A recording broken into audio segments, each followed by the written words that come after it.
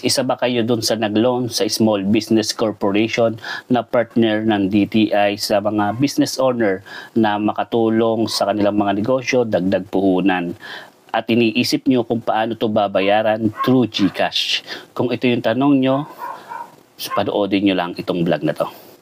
Hi, it's me again, Kuya Renan, para bigyan kayo ng mga tips and tricks na ngayon nyo lang malalaman. Paano nyo nga babayaran ng inyong loan sa Small Business Corporation na partner ng DTI sa pamamagitan ng GCash? Simple lang po. Yan, open nyo lang po yung inyong GCash. Then yan, pag nasa GCash na tayo, i-open nyo lang tong bills. Yan, pag nasa bills payment na tayo, itong nasa taas, itong search, i-search nyo lang yan, Small Business Corporation. Ayan, pag lumabas, pindutin nyo lang yung Small Business Corporation. Then, pilapan nyo lang yan. Unang-una, yung amount, kung magkano yung inyong monthly payment. Then, dito sa payment type, pindutin nyo lang, andyan po yung loan payment.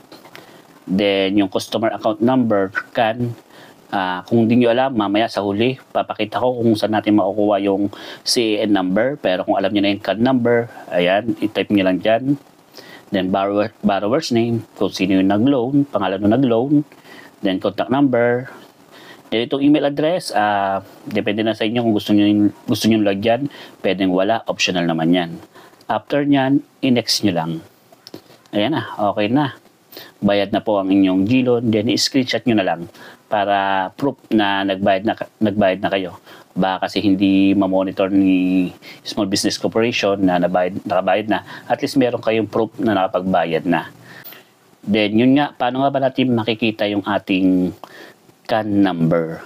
Simple lang po, punta lang tayo sa ating account, punta lang tayo sa Google, then ano nyo po yung website nila, yung search nyo po, yung Small Business Corporation, then mag-login kayo sa inyong account. Ayan, lagay nyo lang yung email nyo, pati yung password, then mag-login lang. Pag andyan na kayo sa inyong account, pindutin nyo lang yung tatlong guhit sa baba. Then, check nyo po yung inyong loan account. Ayan. Pag na-check nyo na yung loan account, andyan na po yung inyong CAN number or yung customer account number, yung kulay dilaw. Yan na po yun.